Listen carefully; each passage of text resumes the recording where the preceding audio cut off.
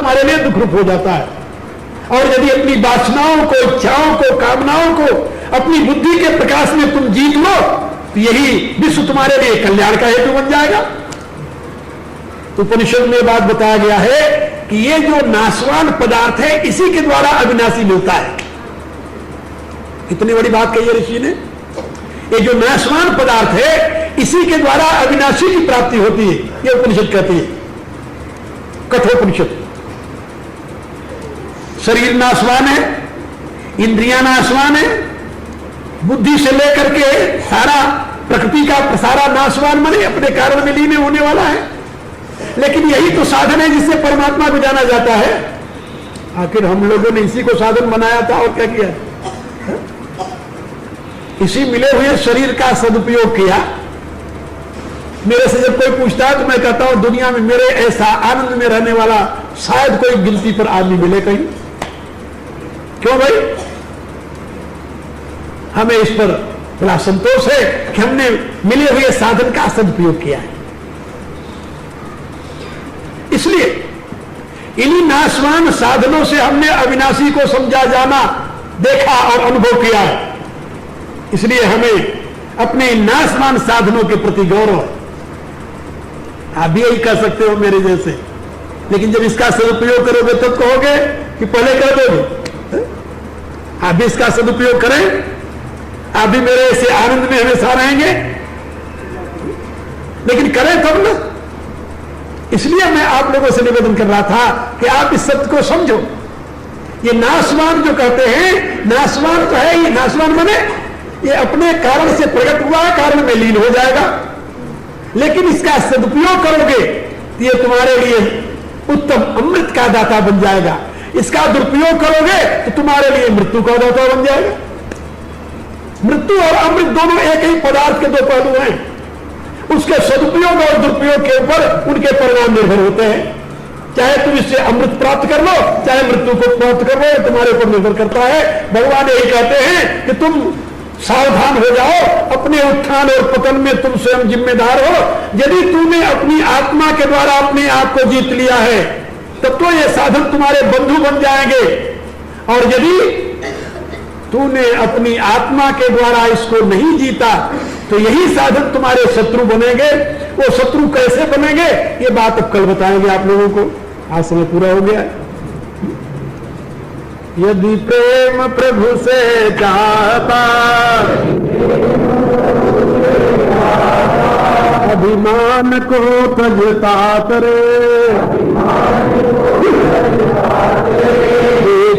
सब अरमानित हरि नाम जप दिन रात रे।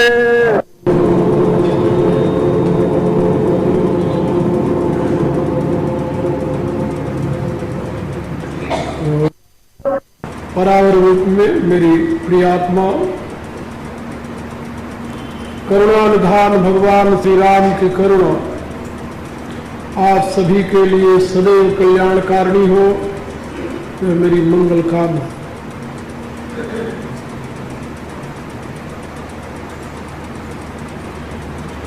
कल मैंने आप लोगों को एक बात समझाई थी।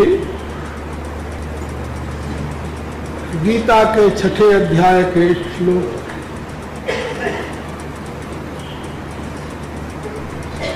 बंधुरात्मा मनस्तस्य एन आत्मानं आत्मना जितः।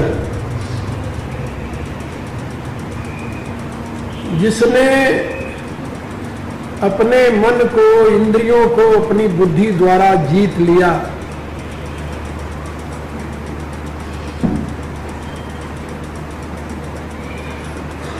उसका मन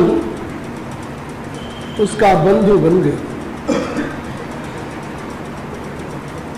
मनेवा मनुष्याणाम कारणम बंध मोक्षे। मनुष्य के बंधन और मुक्ति में उसका मन ही कारण होता है, ऐसा श्रुति का कथन है। उपनिषद कहते हैं जीता हुआ मन आपका बंधु बन जाता है, आपका हितैषी बन जाता है, आपके कल्याण का साधन संपन्न कर देता है।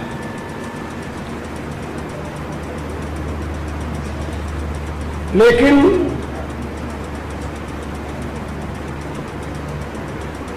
यदि मन जीता हुआ नहीं है तो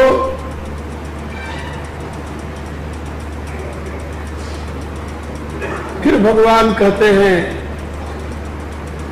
कि जो उच्छृंखल मन है, स्वच्छंद मन है, प्रबल मन है, वह आपके साथ शत्रुवत बर्ताव करता है। बंधु और शत्रु का लक्षण क्या है? बंधु वह है जो आपको बंधन से मुक्त करने में सहयोगी बने, आपके बंधन को काट दे। और शत्रु वह है जो आपको सदैव त्रास पहुंचाता रहे, पीड़ा पहुंचाता रहे, चुभन आपके हृदय में पहुंचाता रहे। ये शत्रु की परिभाषा है। तो जो सदैव आपको पीड़ित करता रहे, त्रास देता रहे, वह तो शत्रु। और जो आपके बंधन को काटने में सहयोगी बने, वो आपका बंधु। ये बंधु और शत्रु की व्याख्या बताई गई।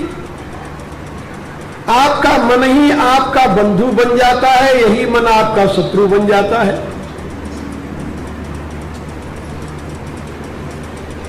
अनात्मनस्तु शत्रुत्वे वर्तेत आत्मानं शत्रुवत्।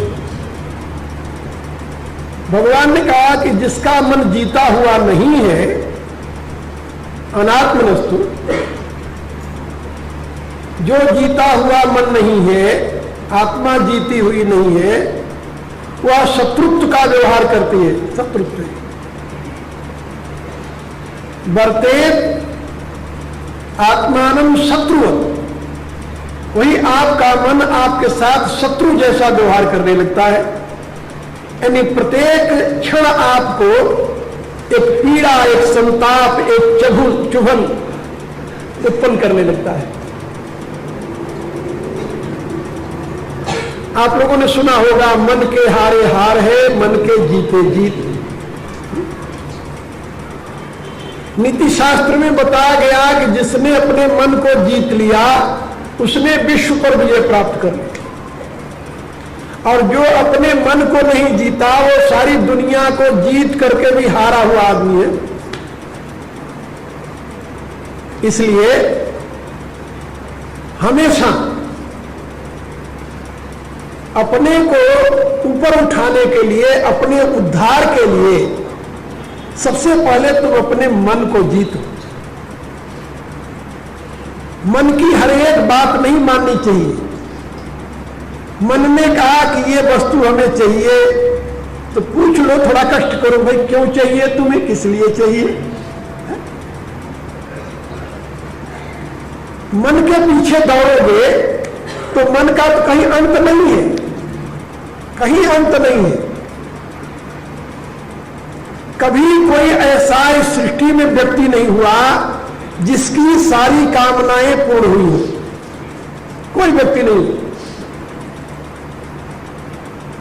वैदिक काल से लेकर के अब तक का इतिहास और उस इतिहास में होने वाले बड़े बड़े महापुरुष, बड़े बड़े योद्धा, वीर, बड़े बड़े विद्वान और बुद्धिमान, उनकी जीवनी पढ़ने से ज्ञात हुआ है कि अभी तक कोई सृष्टि में ऐसा व्यक्ति नहीं हुआ जिसकी सारी कामनाएं पूर्ण हुई। कामनाएं पूरी नहीं होती, कामनाओं का त्याग किया जाता है, कामनाओं को कंट्रोल किया जाता है। पूरी नहीं होती किसी की। और कोई ऐसा व्यक्ति भी नहीं हुआ जिसकी कोई न कोई कामना न पूरी हुई हो। थोड़ी बहुत कामनाएं तो सबकी पूरी हो जाती है। हमारा उसमें एक कथन है कि जो तुम्हारी कामनाएं तुम्हारे लिए उपयोगी हो, तुम्हारे उत्थान में हेतु होती हो, तुम्हारे उद्धार में सहायक होती हो, उनको पूर्ण करने की कोशिश करो। और उसके लिए परमात्मा से प्रार्थना करो। लेकिन जो कामनाएं तुम्हें डुबोती है, तुम्हारे पतन भी हेतु होती है, उनके लिए चेष्टा मत करो और उनके लिए प्रभु से प्रार्थना भी मत करो।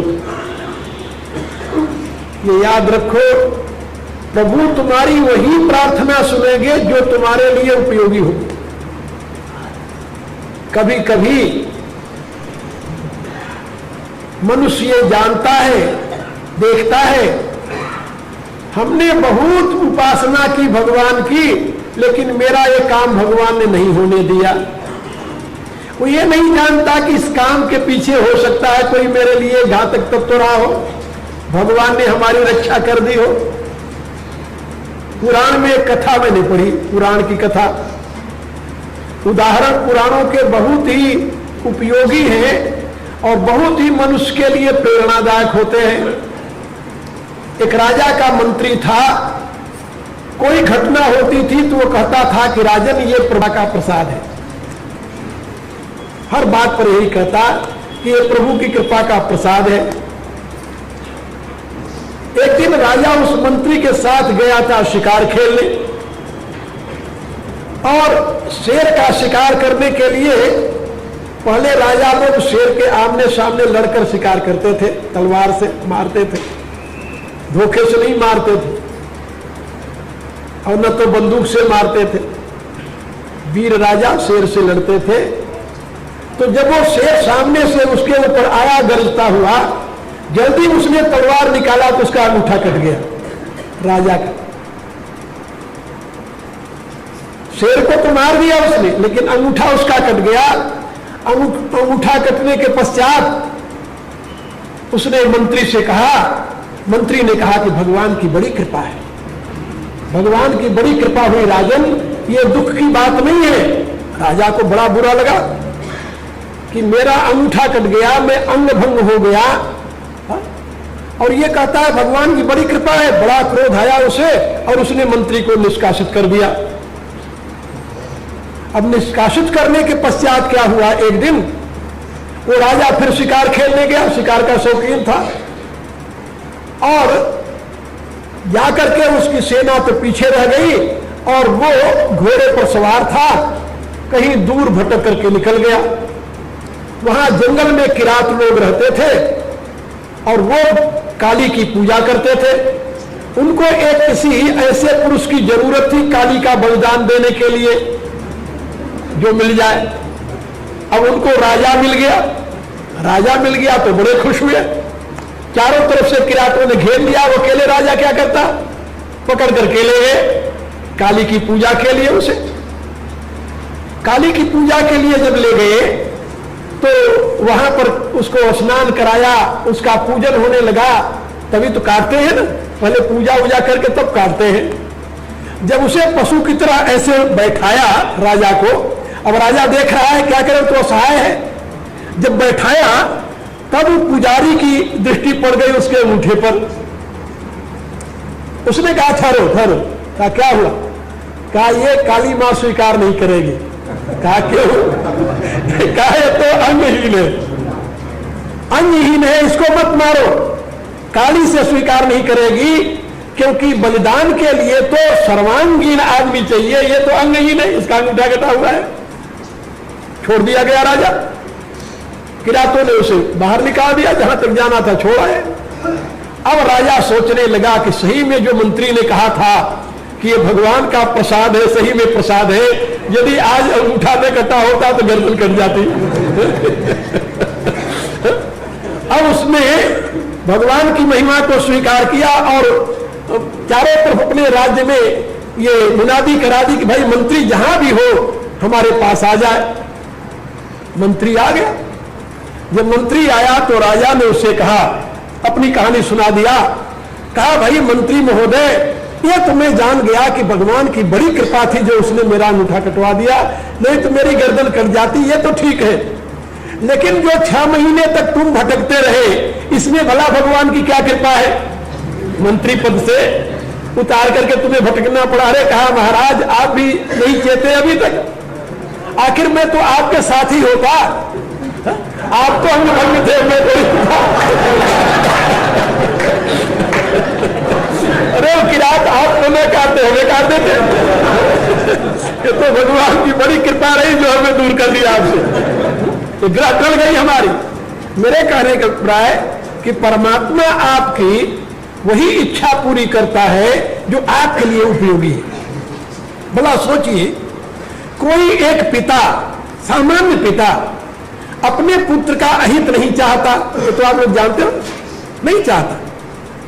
भला वो परमात्मा आपका हित क्यों चाहेगा? उससे बड़ा पिता और आपका कौन हो सकता है? सच्चा पिता तो वही है।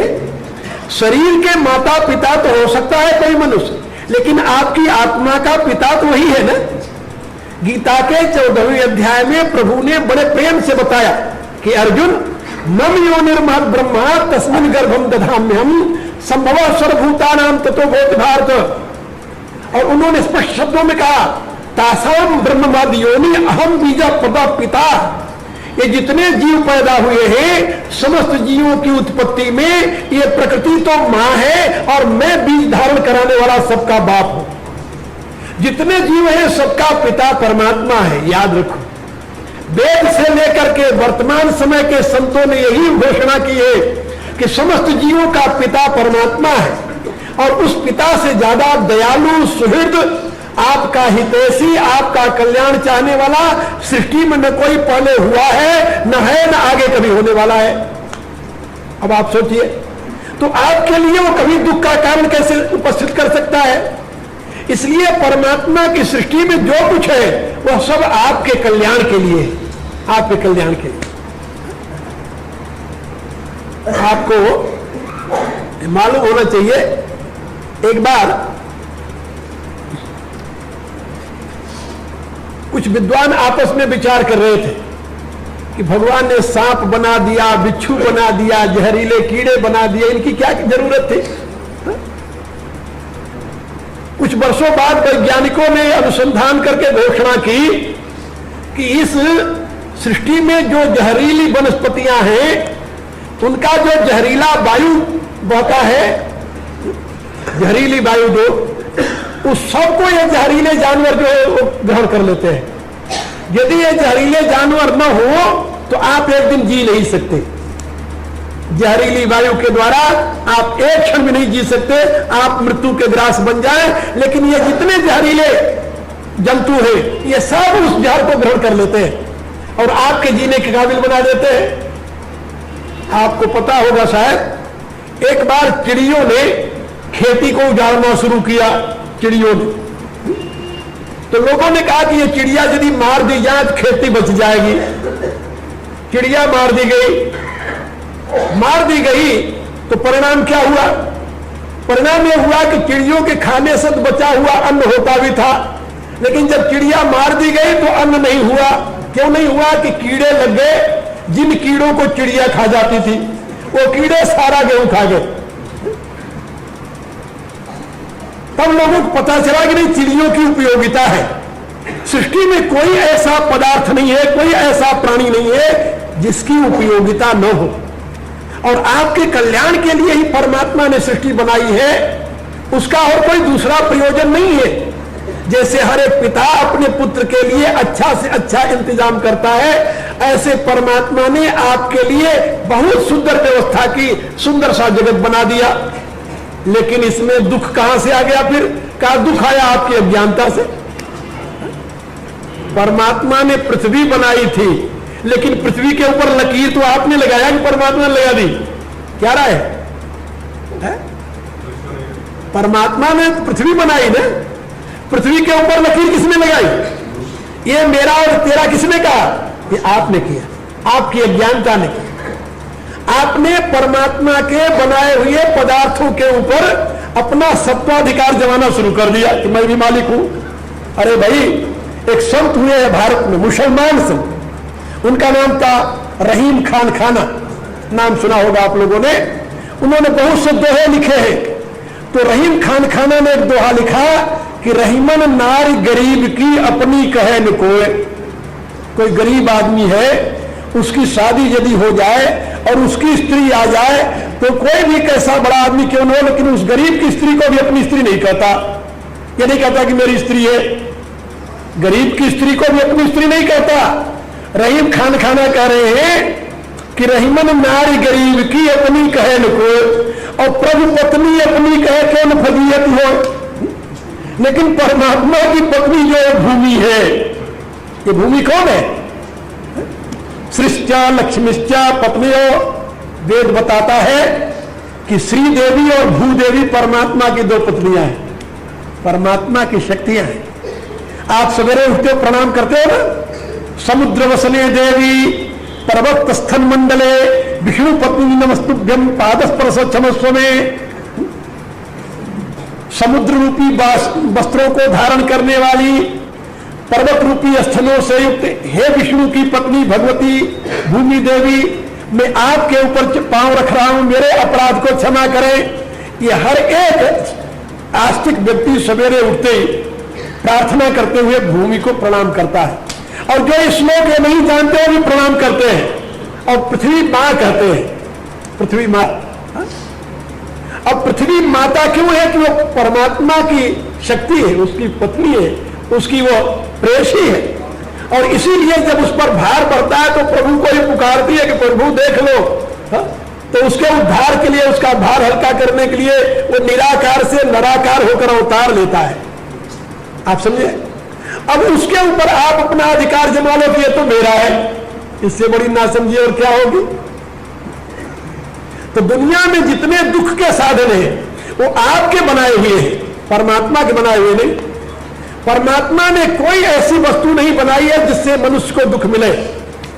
मनुष्य ने अपनी अज्ञानता से अनेकों प्रकार के दुख के साधनों को जन्म दिया है। और ये किसके द्वारा देता है? मन के द्वारा। मन ही उसका मालिक बन जाता है, वही आगे आगे दौड़ता है।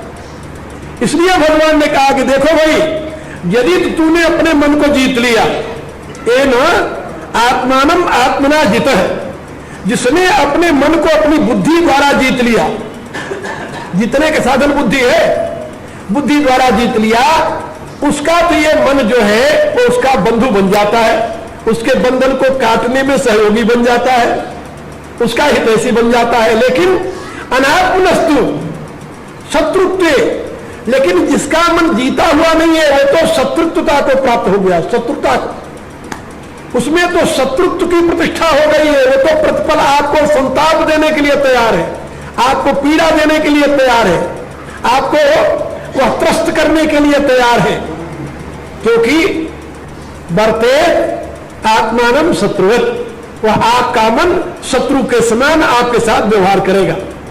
ये आपका मन ही है, कोई दूसरा नहीं है ना। ना अर्जुन ने कहा भगवान से कि प्रभु, न चाहते हुए भी मनुष्य पाप में क्यों लग जाता है? चाहता तो नहीं। अच्छा, किसी को दुख प्रिय है? नहीं प्रिय है। और हर एक व्यक्ति ये जानता है कि पाप का फल दुख होता है, और दुख किसी को प्रिय नहीं है। और दुख प्रिय न होते हुए भी वो दुख के कारण रूप पाप में प्रवृत्त हो जाता है। अर्जुन कहता है जान करके तो होता नहीं, अनिच्छन्न प्रभाषणीय बलादियो नियोजित। हे प्रभु, कोई जबरदस्ती इस मनुष्य को पाप में प्रवृत्त कर देता है, लगा देता है। तो कौन है जो पाप में लगाता है? अथ के न प्रयुक्तो यम पापम चरत पुरुष। भगवान ने क्या उत्तर दिया? उन्होंने कहा कोई दूसरा नहीं है पाप में लगाने वाला। कहा तो फिर? कहा काम ऐसा, क्रोध ऐसा, रजोगुण समुद्र, महासनो महापापमा विद्येन युक्तेन। कहा जो तुम्हारी कामना है, कामना वासना, यही तुम्हें पाप में लगाती है। परमात्मा किसी को पाप में नहीं लगाता। लेकिन मनुष्य की बुद्धि ऐसी विचित्र है। मैं कई बार ये बता करता हूं कि काम यदि बन जाए तो कहता है मैंने बड़ी मेहनत की है, और यदि काम बिगड़ जाए तो कहता है मैंने तो बड़ी मेहनत की लेकिन भगवान को मंजूर नहीं था। ऐसा लगता है कि भगवान से इसकी बहुत पुरानी दुश्मनी चली आ रही है। इसके काम को बिगाड़ने में भगवान खुश होता है। ये अपनी अज्ञानता है। इस अज्ञानता से मुक्त होकर के ही आप अपने उद्धार के रास्ते पर चल सकते हैं। याद रखो, जो मन कहता है उसको तुम देखो। तुम मन नहीं हो, मन तुम्हारा दास है, मन तुम्हारा एक यंत्र है, मन तुम्हारा एक नौकर है, समझ लो, तुम्हारे शरीर का एक यानी अवयव है। मैं रोज आप लोगों को प्रार्थना में बताता हूं ना, तू तन नहीं, तू मन नहीं, ना इंद्रियां चित्त बुद्धि है, प्राकृत गुणों के खेल में भूला हुआ निज शुद्धि है।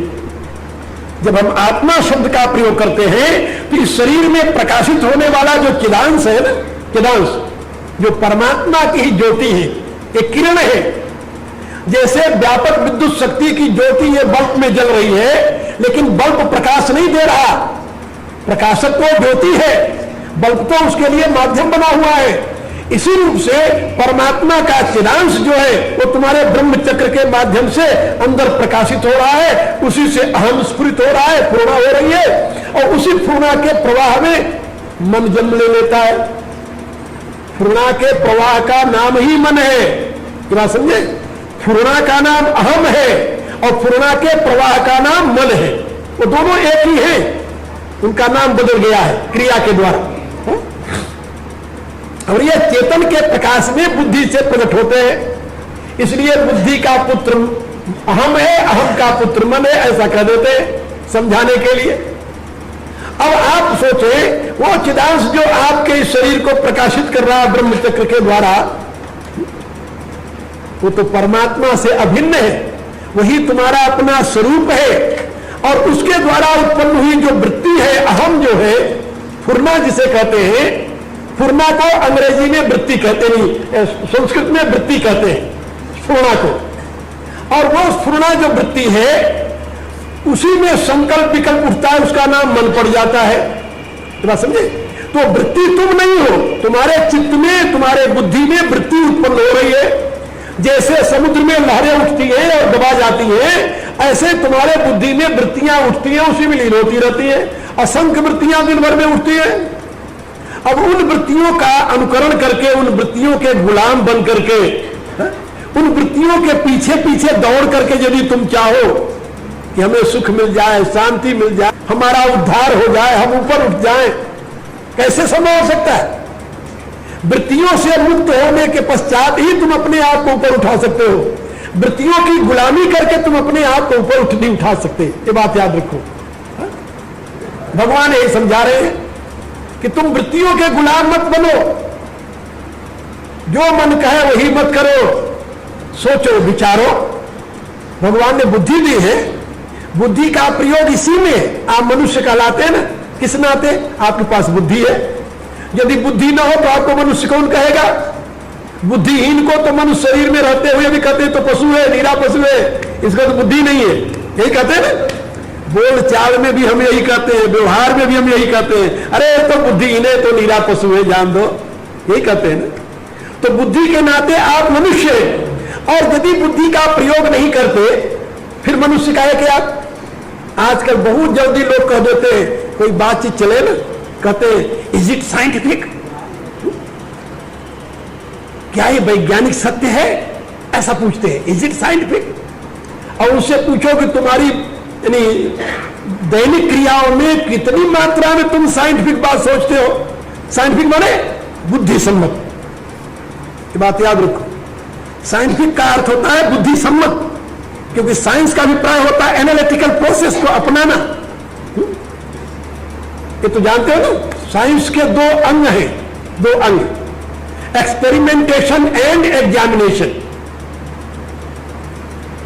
तो जो वस्तु एक्सपेरिमेंटेशन एंड एग्जामिनेशन के द्वारा सत्य समझ में आ जाए वही साइंटिफिक कही जाएगी। तो क्या तुम हर एक क्रिया को एग्जामिन करके और उसका एनालिसिस करके जानते हो कि उसको स्वीकार कर लेते हो? और जब बिना जाने स्वीकार कर लेते हो तो तुम कैसे कह सकते हो कि भाई हम तो वैज्ञानिक युग में रहते हैं, हम तो वैज्ञानिक बात मानते हैं। कई बार मेरे से लोग पूछते हैं कि आप भारत में भी घूमते हो, यहां भी बोलते हो, विदेशों में भी घूमते हो, आपको अच्छे ऑडियंस कहां मिलते हैं? तो मैं उनसे कहता हूं विदेश में। क्यों भाई विदेश में क्यों मिलते हैं? विदेश में जो ऑडियंस मेरे पास आते हैं वो श्रद्धा से नहीं आते। महात्मा जी है, बोल रहे हैं, संतों की वाणी सुनने से पुण्य होता है, संतों के दर्शन मात्र से कर जाएंगे, ऐसी उनमें भावना नहीं होती। वो तो आते हैं एक विद्वान, एक फिलोसोफर के विचार सुनने, और बात यदि साइंटिफिक है, बुद्धि संगत है, विवेक युक्त है तो स्वीकार करते हैं, और यदि विवेक सम्मत नहीं है तो उस पर वो तर्क करते हैं। तर्क करते हैं तो हमें प्रसन्नता होती है, हम अपने ज्ञान विज्ञान को उनके सामने व्यक्त करते हैं और फिर वो सेटिस्फाई होते हैं। तो हमें अच्छा लगता है क्योंकि हर एक काम में वो बुद्धि का प्रयोग करते हैं, बुद्धि का प्रयोग करते हैं। आजकल जो पश्चिम में बड़े बड़े गिरजाघर बंद हो गए, चर्च जो कहते हैं, हाँ, एक और सैकड़ों चर्च बंद हो गए। अब तो चर्चों को बेच करके उन लोगों ने वहां पर दुकानें बना ली, अपार्टमेंट बना लिए।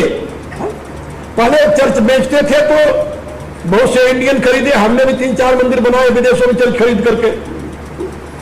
तो बहुत से चर्चों को खरीद करके गुरुद्वारा बने हैं, बहुत से मंदिर बने हैं। अब उन्होंने ट्रेंड बदल दिया कि इनको नहीं देना, तो अब वहां पर दुकानें बन रही हैं, अब वहां पर अपार्टमेंट बन रहे हैं। और बंद क्यों हो गए भाई? इसलिए कि वहां पर लड़के लड़कियां आजकल के युवक जाते नहीं। क्यों नहीं जाते? इसलिए कि उनको वहां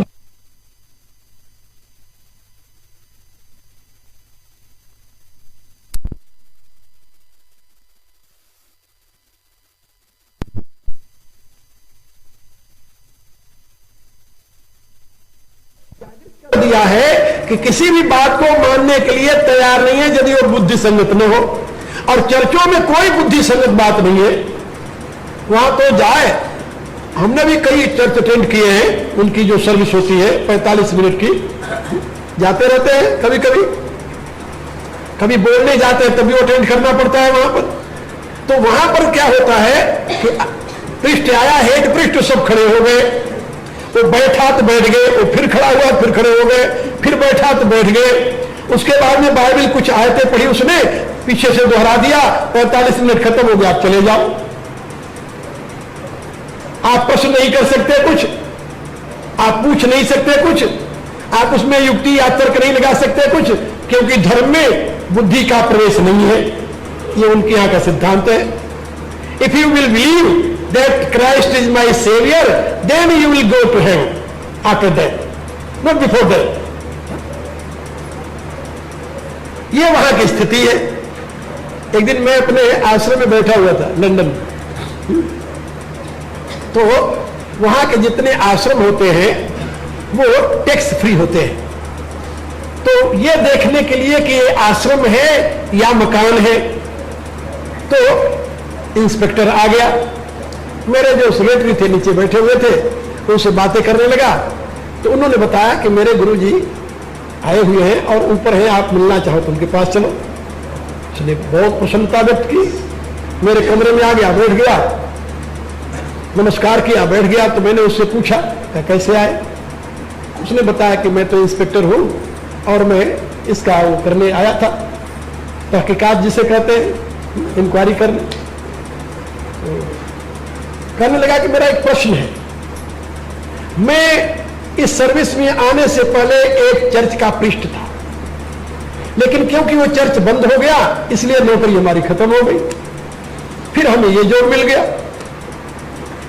अब हमें एक बात आप बताइए कि आप लोगों के यहां नए नए मंदिर बन रहे हैं, नए नए आश्रम बन रहे हैं और हमारे चर्च बंद हो रहे हैं, इसका कारण क्या है? मैंने उससे कहा, हम कहा कि इसका कारण बताओ। बोले हाँ। हम कहा कि तुम पृष्ठ रहे हो, तुम्हें तो पता है कि तुम्हारे धर्म में जीते जी के लिए कोई व्यवस्था नहीं है, कोई व्यवस्था नहीं है। मरने के बाद स्वर्ग मिलता है यदि जीसस क्राइस्ट में विश्वास करे तो, और वो भी मरने के तुरंत बाद नहीं मिलता। फिर कब मिलता है? मरने के बाद तुम पहले दफनाए जाओगे कोफीन में रख करके वहां, और जजमेंट डे जब आएगी तब जाकर न्याय होगा। और यदि तूने प्रमाणित कर दिया कि मैं जीसस क्राइस्ट में विश्वास करने वाला हूं, तब खुदा ने तुम्हें जन्नत को भेज दिया, नहीं तो तुम्हें जहन्नम में भेज देगा। तो यदि तुमने क्राइस्ट में विश्वास की तो मरने के बाद जब जजमेंट डे आएगा तब तुम्हें स्वर्ग मिलेगा। हम कहा वो जजमेंट डे कब आएगा? कहता है तो पता ही नहीं है। हम कहा तो आजकल तुम जानते हो वैज्ञानिक युग है, शॉर्टकट का जमाना है, हर एक आदमी या तो मरने के बाद तुरंत जाना चाहता है स्वर्ग में, वो तो तुम्हारे यहां व्यवस्था नहीं है, और जीते जी के लिए कोई साधन नहीं है, जीते जी के लिए कोई साधन नहीं, मरने के बाद स्वर्ग जाने की व्यवस्था है, वो भी कब, जब जजमेंट जब पार हो जाए तो। उसने मेरे से पूछा आप क्या बताते हो, हम कहा मैं तो साफ कहता हूं भाई, जजमेंट डे के बाद यदि किसी को स्वर्ग जाना हो तो चर्च में जाए, but if you want to enjoy divine enjoyment in your present life, come to me, I will give you that knowledge through which you will enjoy heavenly enjoyment on the earth. उनका मैं लोगों को यह बताता हूं कि मरने के बाद यदि तुम्हें स्वर्ग जाना हो तब तो चर्च में जाओ, और जीते जी स्वर्गीय सुख भोगना हो तो मेरे पास आओ,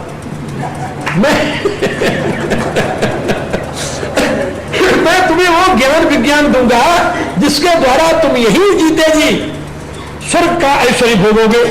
वो कहता फिर आप क्या बताते हो, हम कहता मैं बताता हूं संयम, संयम बताते हैं, योग बताते हैं, ध्यान बताते हैं, प्राणायाम बताते हैं, आसन बताते हैं, ब्रह्म विद्या बताते हैं, ज्ञान बताते हैं, उनके सारे प्रश्नों का समाधान करते हैं, और हमारी सारी प्रक्रिया जो है वो साइंटिफिक है। हम नहीं कहते कि हमारे इस बात पर विश्वास करो तुम, हम कहते हैं इस पर विचार करो। तुम्हारे यहां ये सिद्धांत है कि reasoning has no place in religion, ये तो तुम जानते हो बोले। हाँ, हम कहा हमारा सिद्धांत है कि reasoning is the first step of religion, reasoning is the first step of religion. तुम्हारे यहां यह कहा जाता है कि तर्क का धर्म में कोई स्थान नहीं है, और हमारे यहां कहा जाता है कि बिना तर्क के तुम धर्म को जान ही नहीं सकते। आज से हजारों वर्ष पूर्व मनु महाराज हुए हैं, उन्होंने अपने स्मृति में लिखा है यह तर्के नानुसंधनते सधर्मम वेदनेतर, जो तर्क के द्वारा अनुसंधान करेगा वही धर्म को जान पाएगा, दूसरा धर्म को नहीं जान सकता। तुम्हारे यहां एक कथन है कि धर्म में अकल की दखल नहीं है, हमारे यहां एक कथन है कि अकल के प्रकाश में ही धर्म का विकास होता है। का बिल्कुल उल्टी बात है।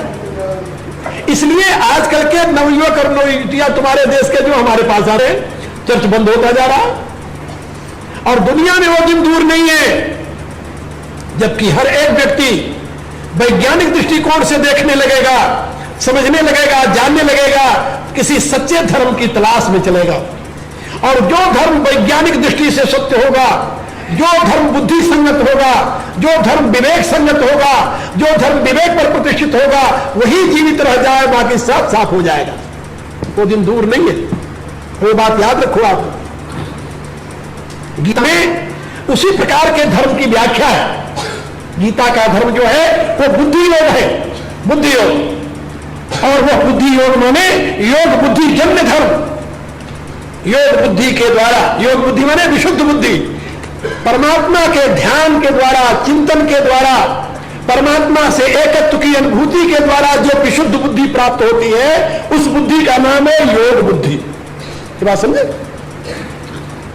बाह्य विषयों के उहापोह से नहीं, अंतर्मुखी होकर परमात्मा के चिंतन द्वारा, उस परम तत्व के ज्ञान द्वारा, उस परम तत्व के प्रकाश द्वारा जो बुद्धि प्राप्त होती है, उस बुद्धि का नाम है योग बुद्धि। और उस योग बुद्धि को महर्षि पतंजलि ने अपने योग शास्त्र में कहा है, अध्यात्म प्रसाद ऋतंभरा तत्र प्रज्ञा। जब परमात्मा की अनुकंपा होती है, परमात्मा का प्रकाश जब प्रकाशित होता है मनुष्य के ब्रह्मचक्र में, तब उसको ऋतंभरा नाम की प्रज्ञा प्राप्त होती है, सत्य बुद्धि प्राप्त होती है, और उस बुद्धि के प्रकाश में ही धर्म का यथार्थ रूप जाना जाता है। बात समझे? इसलिए योग बुद्धि के प्रकाश में ही धर्म का यथार्थ बोध प्राप्त होता है, और धर्म का यथार्थ बोध जो है वही मनुष्य के लिए सुख का, ऐश्वर्य का कोष बनता है, समुद्र बन जाता है। वहां आनंद के सिवा और कुछ नहीं रहता, क्योंकि सत्य को समझ जाता है वो। आपके भी ये बात समझ में आ जाए कि भाई दुनिया जो है इस पर प्रयोगाधिकार तो है, लेकिन सत्वाधिकार नहीं है। दो बातें आप याद कर ले, इस दुनिया के जितने वस्तु हैं, पदार्थ हैं, सबका प्रयोगाधिकार तो है, लेकिन सत्वाधिकार नहीं है। सत्वाधिकार माने मालकियत, सत्वाधिकार नहीं है। यदि इतना बोध हो जाए और ये बोध बना रहे तो क्या आप कभी दुखी होंगे? कभी दुखी नहीं। क्यों दुखी होंगे? प्रयोगाधिकार के लिए आप दुखी नहीं है, आप दुखी है सत्वाधिकार के लिए। आखिर हम लोग भी तो इसी संसार में रहते हैं, बड़े आराम से रहते हैं, घूमते फिरते हैं सारे, और दुनिया में बड़े बड़े आराम से और आनंदमय जीवन जीते हैं। क्यों जीते हैं भाई? इसलिए कि प्रयोगाधिकार तो है ही, सत्वाधिकार है ही नहीं। जब सत्वाधिकार किसी का नहीं तो हमारा कैसे होगा? जो मानते हैं कि मेरा सत्वाधिकार है उनका भी नहीं है। अधिकार किसका है? फिर सत्वाधिकार किसका है? का वेद कहता है सत्वाधिकार तो उसी का होता है जिससे वस्तु बनती है। जैसे मिट्टी से घड़ा बना है तो घड़े पर सत्वाधिकार किसका है? मिट्टी का है। जब तक मिट्टी रहेगी घड़ा रहेगा, और घड़ा टूटेगा तो मिट्टी में लीन हो जाएगा। इसलिए सत्वाधिकार किसका है? मिट्टी का है, क्योंकि मिट्टी से बना हो। और प्रयोगाधिकार किसका है? का जो घड़े को प्रयोग कर रहा है, पानी पी रहा। दो प्रकार के अधिकार हुए ना। एक तो जिससे पैदा हुआ उसी में लीन हो जाएगा, सत्वाधिकार उसका है, और प्रयोगाधिकार जो प्रयोग कर रहा है उसका है। और जो बना हुआ वो टूटेगा जरूर, मिट्टी से बना हुआ टूटकर मिट्टी में मिलेगा, इसलिए उस पर तुम्हारा सत्वाधिकार नहीं है। ये बात समझ गए? ऐसे ये दुनिया किससे बनी है? परमात्मा से। किसमें लीन होगी? परमात्मा में। इस पर सत्वाधिकार किसका? कहा परमात्मा का। वेद घोषणा करता है ईशावास्यम इदम सर्वम यत् किंचित जगत्याम जगत। ये सारा जो जगत दिखाई दे रहा है सब ईश्वर से परिपूर्ण है। यत् किंचित, एक किनका भी ऐसा नहीं है जिसमें ईश्वर की सत्ता व्याप्त न हो। सोचो पहले, यत् किंचित जगत्याम जगत। इसलिए तेना त्यक्तेन भुंजी था, उस पर सत्वाधिकार नहीं, प्रयोगाधिकार करके तेन त्यक्तेना, उसका त्याग पूर्वक भोग करो। तुम भोग करो, प्रयोग करो तुम, क्योंकि प्रयोग बिना किए तुम रह नहीं सकते। तुम्हारे प्रयोग के लिए दुनिया बनी है। प्रयोग तो करो, लेकिन कैसे करो? तेना त्यक्तेन भुंजी था, त्याग पूर्वक भोग करो। और याद रखो हमेशा, मां गृध, लालची मत बनो, लोभी मत बनो, गृद्ध मत बनो।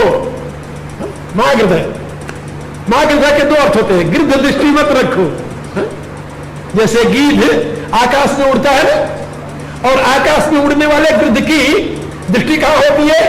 जमीन पर, मांस के टुकड़े पर। जितना ऊंचे उड़ेगा उतने दूर तक के मांस का, सवा मांस का टुकड़ा दिखेगा वो। उड़ान तो बहुत ऊंची है उसकी, लेकिन दृष्टि बहुत नीची है।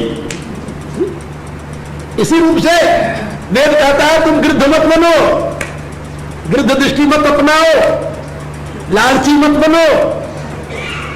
मां विदा कस्य सिद्धनम, सोचते रहो ये धन किसका है? किसका है? परमात्मा का। कहते तो सब भगवान का है, लेकिन अंतर से नहीं कहते। हाँ, अंदर से तो कहते हैं है तो मेरा, और बाहर कहते तो भगवान का दिया है भाई। अरे भाई, भगवान से चलेगा? यदि भगवान का हो तो तुम्हें दुख हो ही नहीं सकता, कभी नहीं दुख हो सकता, संताप नहीं हो सकता, दुख नहीं हो सकता, पीड़ा नहीं हो सकती, यदि तुम्हें अनुभव हो जाए कि ये भगवान का है। धर्म केवल यही सिखाता है। धर्म ये नहीं कहता कि तुम सबको दूर फेंक दो और अलग बैठ जाओ, ना ना। धर्म ये कहता है कि तुम त्याग पूर्वक उसका प्रयोग करो, अनासक्त भाव से उसका प्रयोग करो। ये धर्म जो है ये विवेक के प्रकाश में सिद्ध होता है। इसलिए मैं कहता हूं धर्म माना नहीं जाता, धर्म जाना जाता है। धर्म क्या है? जीवन का प्रवाह, जीवन की विधा। ये धर्म माना नहीं जाता। हम मानते हैं हम धर्म के अनुयायी, मानते क्यों भाई? जानते क्यों नहीं? ये जब से धर्म माना जाने लगा तभी से धर्म के नाम पर अनेकों अनाचार हुए। ये धर्म के मानने का ही परिणाम है। भारत में कभी भी धर्म माना नहीं गया। भारतीय संस्कार में, भारतीय ऋषियों ने कभी नहीं बताया कि धर्म को तुम मान लो। उन्होंने बताया कि धर्म को जानो। जानने के लिए यहां पर अनेकों प्रकार के शास्त्रों की रचना की गई। आखिर गीता के प्रारंभ में अर्जुन किस लिए प्रार्थना करता है? धर्म को जानने के लिए, यही ना? कार्पण्य दोषो पहत स्वभाव पृच्छामि त्वाम धर्म सम्मूढ़ चेता।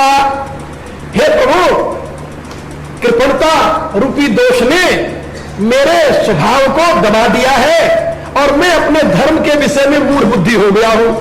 इसलिए ये श्रेयस्या नित्यम ब्रूहितम में जो मेरे लिए कल्याणकर होगा आप मुझे बताइए। शिष्यस्ते हम साधिमाम त्वाम प्रपन्नम, मैं आपका शिष्य हूं, आपकी शरण में हूं। तो किसके लिए प्रार्थना किया? अपने धर्म के विषय में जानने के लिए। और यदि मानने की बात होती तो भगवान कहते जो मैं कह दिया वो मान लो, बस बात खत्म हो गई। भगवान ने कहा नहीं, जानो धर्म। धर्म को जब तुम जानोगे तो धर्म के नाम पर तुम अन्याय नहीं करोगे। याद रखो, जहां धर्म माना जाता है वहीं पर धर्म के नाम पर अत्याचार होते हैं, और जहां धर्म जाना जाता है वहां धर्म के द्वारा मानवता का विकास होता है, मानव सुख और शांति का जीवन जीता है। लेकिन आप क्या करोगे अकेले? आपको हम तो अपने धर्म को जानने की कोशिश करते हैं, दूसरा कहे नहीं मानोगे तो खत्म करेंगे। आप देखे नहीं, भारत में जब से इस्लाम आया तो क्या किया उसने? तलवार की नोक पर मानो या तो मान लो और नहीं तो इधर मानना है इधर मृत्यु है, नहीं मानो तो मृत्यु। और जो नहीं माने उनको कत्ल कर दिया गया, और जो मान लिए बेचारे वो आज यही अपने देश में रहते हुए भी अपने आप को कहते हम तो अल्पसंख्यक हैं। अल्पसंख्यक क्यों है भाई? इसी मिट्टी के तुम संतान हो, इसी देश के पैदा हुए हो, तुम्हारे दादा नहीं परदादा जरूर हिंदू रहे होंगे, तुम कहां से अल्पसंख्यक आ गए? तुम कोई अरब से आए हो? क्या रहा है आप लोग जो अपने आप को अल्पसंख्यक कहते, कहीं विदेश से आए क्या? है तो यही क्या? लेकिन नहीं, एक अज्ञानता बस मानने के नाते अपने आप को अल्पसंख्यक घोषित कर रहे हैं। तो भारत में हमेशा धर्म को जानने की प्रेरणा दी जाती रही। धर्म को जानो और जान करके उसका अनुकरण करो, वैसा जीवन जियो। तो भगवान यहां पर समझा रहे हैं कि यदि तुम मन के अधीन हुए और मन की गुलामी की, मन मानता है और बुद्धि जानती है, ये बात समझे? मन का स्वभाव है मान लेना, जो बात उसे अच्छी लगी उसको मान लिया, उसको जानने की कोशिश नहीं की। और बुद्धि का स्वभाव है जानना, वो मानती नहीं। बुद्धि का स्वभाव ही जानना है और मन स्वभाव को मानने का आदी है। भगवान कहते हैं यदि तुम मन के अधीन हो गए तब तो तुम मान्यता में पड़ करके अपना विनाश कर लोगे, और यदि तुम बुद्धि के अधीन हुए, बुद्धि ने मन को जीत लिया, तो तुम ज्ञान के प्रकाश में आनंद के भागी होगे। अनात्मनस्तु शत्रुत्वे वर्तेत आत्मानम शत्रुवत। भगवान कहते हैं कि यदि तुम्हारा मन जीता नहीं गया तो वही मन तुम्हारे साथ शत्रुता का व्यवहार करने लगेगा, क्योंकि वो मानने का आदी हो जाएगा, और मानने वाला व्यक्ति जो है वो दुखी होता है। 3 प्रकार के जीवन जीने वाले लोग हैं। एक को कहते हैं कि वो तो सिद्ध पुरुष हैं, पुरुष, उनको कहते हैं ज्ञानी। वो ज्ञानी सिद्ध पुरुष है, ज्ञान के प्रकाश में सत्य को जान लिया है, इसलिए वो ज्ञानी है। और दूसरे कौन है? अभी ज्ञानी तो नहीं बने वो, लेकिन किसी गुरु की शरण ले रखी है, साधना में लगे हैं, जानने की कोशिश कर रहे हैं, इसलिए वो ज्ञानी तो नहीं है लेकिन वो गुरुमानी है। कौन है वो? गुरुमानी। गुरु ने जो बताया उसके रास्ते पर चल रहे हो। और तीसरे कौन है? ना ज्ञानी है ना गुरुमानी है, उनको कहते हैं मनमानी। मनमानी, मन ने जो मान लिया वही करना है। तो मनमानी करने वाले तो हमेशा दुखी होते हैं। दुनिया में कोई ऐसा उदाहरण नहीं है जिस व्यक्ति ने मनमानी की हो और उसे सुख मिला हो। आप लोग भी अपने बच्चों को यही कहते हो ना, भाई मनमानी नहीं करना चाहिए। कहते तो हो, लेकिन आप कितना बुद्धिमानी का काम करते हो बताओ पहले उसमें। कितनी बुद्धिमानी आप बरतते हो वहां पर। तो यदि ज्ञानी हो तो बुद्धिमानी है, और बुद्धिमानी नहीं है तो गुरुमानी है, और यदि गुरुमानी नहीं है तो मनमानी होगा। आज जो जनता में हाहाकार मचा हुआ है, ये मनमानी का परिणाम है। उसको कहते हैं मनमुखी, और जो गुरमानी बरते हैं उनको कहते हैं गुरमुखी। ये जो जीवन की प्रक्रिया है, यदि आपने अपने मन को जीत लिया तो भगवान कहते हैं फिर तो तुम अपना उद्धार कर लोगे। और यदि मन से हार गए, मन को नहीं जीता, तुम्हारा मन जीता हुआ नहीं है, फिर तो तुम्हें दुनिया में दुख से कोई नहीं बचा सकता। भगवान भी आ जाए तब भी नहीं बचा सकता, दूसरे की बात छोड़ दो। एक सज्जन मेरे से कहने लगे, आप ऐसे संत महात्मा हैं फिर भी भारत की दुर्गति हो रही। अरे हमने कहा भले आदमी, हमारी तो बात छोड़ो। भगवान व्यासदेव और भगवान कृष्ण और भगवान परशुराम, ये तो परमात्मा के अवतार मानते हो ना तुम लोग, सभी मानते हैं अपन सनातनी। भगवान कृष्ण, भगवान व्यास और भगवान परशुराम तीनों मौजूद थे जब महाभारत का युद्ध हुआ। तीनों मौजूद थे। क्या कर सके? समझा सके क्या? नहीं समझे। भगवान व्यासदेव एक बार नहीं अनेकों बार समझाए, हालांकि उनके नाती थे वो पौत्र। भगवान व्यासदेव के पुत्र धृतराष्ट्र और धृतराष्ट्र के पुत्र थे सारे, और गुरु द्रोणाचार्य के शिष्य थे। तो गुरु की बात छोड़ो, वहां तो भगवान स्वयं बैठे हुए थे। तो तुलसीदास जी ने एक दोहा लिखा कि जो पे खल उपदेश के होते पात्र जहान, तो क्यों न सुयोधन बोध कर आए श्री भगवान। भगवान स्वयं दूत बनकर गए पांडवों, और वहां सभा में कहा कि भाई 5 गांव 5 भाइयों को दे दो तो युद्ध टल जाए। लेकिन दुर्योधन ने क्या कहा? सूचिका ग्रम दातव्यम बिना युद्धे न केशव। हे केशव, हे कृष्ण, सुई के नोक पर जितनी मिट्टी होती है उतनी भी मिट्टी में बिना युद्ध के पांडव को नहीं दे सकता, तो 5 गांव मांग रहे हो। सोचिए पहले तो, जिसको भगवान नहीं समझा सके उसको इंसान क्या समझाएगा। इसलिए जब बुद्धि विपरीत होती है तो कोई किसी की बात समझता नहीं, और धीरे धीरे हम देख रहे हैं कि समाज उसी रास्ते पर बढ़ता चला जा रहा है। महात्मा हैं, विद्वान हैं, समझाने की कोशिश कर रहे हैं, वो अपने प्रयत्न में लगे हैं, लेकिन समाज जिस रास्ते पर जा रहा है वह रास्ता दुखद है। इतना मैं कहूंगा आप लोगों से। समय पूरा हो गया है, कल फिर आपसे चर्चा करेंगे, मिलेंगे तो। लेकिन यह बात मेरी याद रखो कि यदि आपने अपने मन को जीत लिया, मन वासनाओं का समूह है, यदि उसको जीत लिया, मनमानी नहीं की, बुद्धिमानी की या गुरुमानी की, तब तो आप अपना उद्धार कर लेंगे। और यदि आप गुरुमानी नहीं, बुद्धिमानी नहीं, मनमानी करने लगेंगे तो आपका उद्धार भगवान भी नहीं कर सकता, हमारे ऐसे व्यक्ति क्या कर सकते हैं।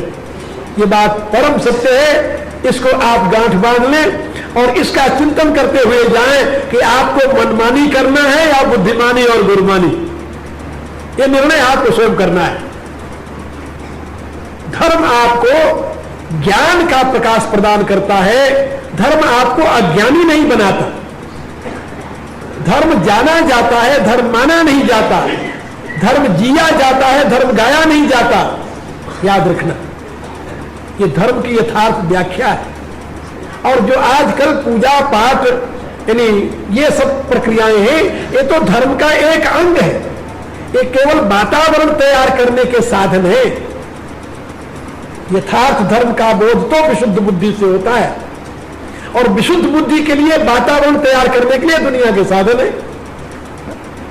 ये सहायक तो जरूर है, लेकिन यही धर्म है ऐसा मानकर यदि उलझे रहोगे तो अपने आप धर्म से बहुत दूर हो जाओगे। याद रखना मेरी बात। इन्हीं शब्दों के साथ आज का कार्यक्रम ही विश्राम पाता है। अब प्रार्थना कीजिए, यदि प्रेम प्रभु से चाहता, अभिमान को तजता करे,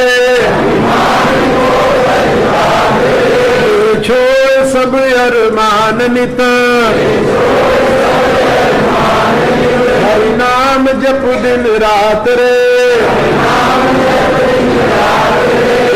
संसार के वैभव सभी, तू जान जलती आग रे, त्याग रे सुख स्वप्न का,